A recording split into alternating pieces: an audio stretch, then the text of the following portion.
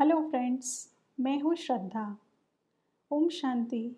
आपके लिए लेकर आई हूँ एक नई मोटिवेशनल स्टोरी जिसका नाम है परमात्मा की कृपा, भगवान की कृपा। दोस्तों, आज की जो हमारी कहानी है वो हमारी ज़िंदगी को दर्शाती है कि कैसे हम भगवान के ऊपर विश्वास नहीं करते, लेकिन भगवान किसके ऊपर कृपा करता है वो आज की हम स्टोरी में देखेंगे। दोस्तों, अगर आपको कहानी अच्छी लग रही हो तो प्लीज़ इसे लाइक करें, शेयर करें और सब्सक्राइब करें। आप इन कहानियों को मेरे यूट्यूब चैनल पर भी जाकर के सुन सकते हैं जिसका नाम है इंस्पिरेशनल स्टोरीज़, और फेसबुक पर भी जाकर सुन सकते हैं जिसका नाम है इंस्पिरेशनल स्टोरीज श्रद्धा। तो बिना देर करे आज की कहानी की शुरुआत करते हैं जिसका नाम है भगवान की कृपा, गॉड ब्लेस। एक बार की बात है, बहुत तेज बारिश हो रही थी। दो मटके, जो दो घड़े होते हैं, बाहर रखे हुए थे एक घर के। अब बारिश में दोनों ही भीग रहे थे। थोड़ी देर के बाद जब बारिश बंद हुई तो एक मटका भर गया और दूसरा खाली रह गया। ऐसा क्यों हुआ? क्योंकि दोनों मटके बाहर रखे थे, दोनों भीग भी रहे थे, लेकिन एक भर गया और एक खाली हो गया है तो कुछ अजीब सा लग रहा है ना।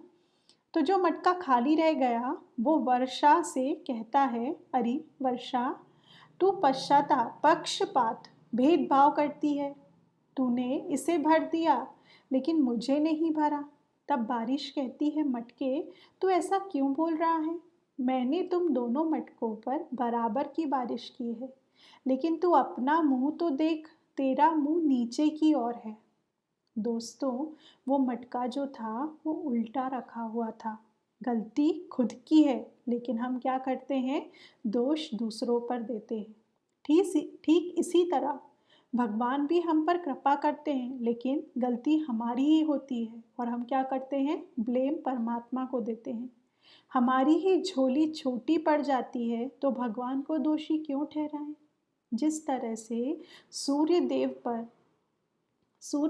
सब पर बराबर की धूप डालते हैं, ऐसा नहीं कि किसी एरिया में कम डाल रहे हैं, किसी पे ज़्यादा डाल रहे हैं। वो तो हमारे घर की छत का फ़र्क रहता है, हमारी दीवार का फ़र्क रहता है कि हमने कितनी ऊंची बिल्डिंग बना रखी है, कैसा रास्ता हमने चुना है, जो चीज़ें आड़े आ रही है जिसके कारण धूप हम तक पहुंच नहीं पा रही।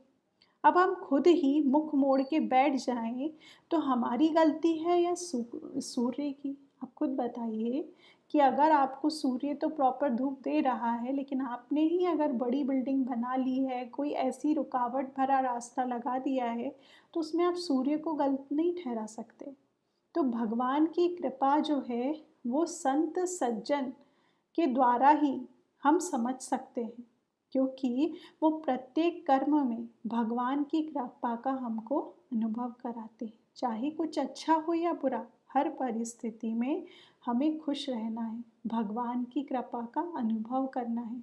इस तरह से भगवान की कृपा हम पर बरस रही है, बस हम अनुभव नहीं कर पा रहे हैं, क्योंकि हमने क्या कर रखा है?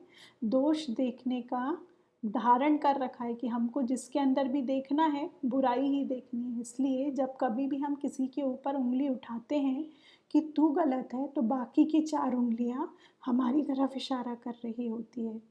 हर चीज़ हम भगवान से जीवन में क्या मांगे, यदि किस चीज़ की कमी है तो आप भगवान से केवल और केवल उनकी कृपा मांगिए, क्योंकि कृपा में सब कुछ आ जाता है। अगर आप बोलेंगे स्पेसिफिकली मेरे घर में शांति आ जाए, या मेरे घर में सुख आ जाए, या मेरे घर मुझे इतने पैसे मिल जाए, तो भगवान आपकी सिर्फ वो उतनी ही चीज़ ही पूरी करेगा।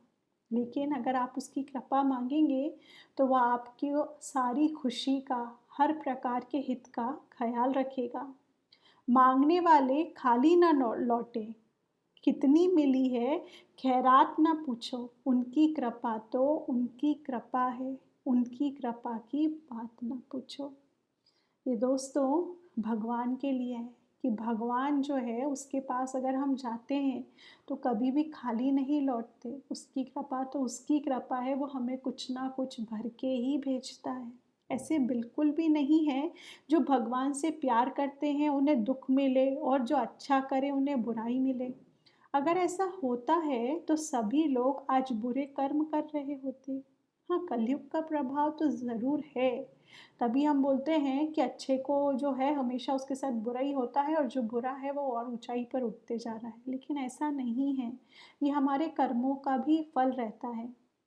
लेकिन अच्छा करने वाले भगवान को बहुत पसंद होते हैं, बहुत प्रिय होते हैं। वो तो कुछ कार्मिक अकाउंट की वजह से जो हमारे पिछले किए हुए कर्म की हैं, उसकी वजह से हमको वो भोगनी पड़ती है। लेकिन हम अकेले नहीं होते, परमात्मा हमारे साथ होता है। जो तकलीफ़ हमारे ऊपर बड़े रूप में आने वाली होती है, उसे कम कर देता है।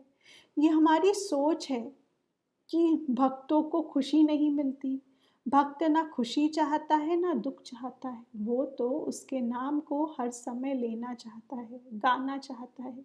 क्योंकि जब हम उसकी याद में सच में होते हैं, तो कोई दुःख की तकलीफ़ हमारा कुछ भी बिगाड़ नहीं पाती। लेकिन जब हम दुःख में होते हैं, तब हमको वो सुख भी दुःख के समान ही दिखाई देता है। हमें हर चीज़ में नेगेटिव ही समझ में आता है, चाहे वो हमारे लिए कितना भी सुख का क्यों ना करे। लेकिन अगर हम सुख में रहेंगे और उस परमात्मा की तरफ से अगर हमारे को किसी कारणवश दुःख की वो आएगी भी, लेकिन अगर हम उसकी याद में रहेंगे तो वो दुःख भी क्या होगा, कुछ समय के लिए सुख में परिवर्तन हो जाएगा। जैसे प्रहलाद को भगवान ने कुछ होने नहीं दिया, भले ही वो अग्नि में होलिका के साथ बैठा, लेकिन उसे कुछ नहीं हुआ बल्कि होलिका जल गई। मीराबाई ने विष पिया, लेकिन भगवान ने वो विष अपने गले में ले लिया। सुख दुख हमें अनुभव होता है। भगवान के भक्तों को रंच मात्र भी इसका भान नहीं रहता। और जो वास्तव में सच्चे भक्त हैं, वो ये भी ध्यान नहीं देते कि कौन आदमी क्या कर रहा है। उन्हें किसी से कोई मतलब ही नहीं होता, क्योंकि वो सिर्फ और सिर्फ एक परमात्मा से ही प्रेम करते हैं, उसकी ही कृपा पर भरोसा करते हैं। दूसरे क्या कर रहे हैं, क्या कह रहे हैं, क्या दुख है, क्या सुख है, उन्हें इस चीज़ का भान ही नहीं रहता। अगर ऐसा होता तो आप खुद सोचिए कि मीरा को ज़हर नहीं लग जाता? क्या प्रहलाद जल नहीं जाता? लेकिन क्यों? क्योंकि उन लोगों ने नौधा भक्ति करी, उस परमात्मा की याद में डूबे रहे। तब परमात्मा भी क्या हो गया? उनका रक्षक और रखवाला बन गया। उसे उन दोनों की जान बचानी पड़ी, क्योंकि उन दोनों ने किसके हवाले अपनी जीवन को कर दिया था? उस परमात्मा पिता के हवाले कर दिया था, उस भगवान के हवाले कर दिया था। तो अपने जीवन को उस परमात्मा की कृपा मानिए, उस परमात्मा पर पूरा भरोसा रखिए। उस भगवान से जब भी मांगे, सिर्फ उसका वरदान का हाथ, उसका आशीर्वाद भरा हाथ, उसकी कृपा का हाथ ही सिर पे मांगिए। बाकी कुछ भी ना मांगिए, आपको ऑटोमेटिक ही जिस चीज़ की ज़रूरत होगी, आपके कहने के पहले ही आप तक पहुंच जाएगी। ओम शांति।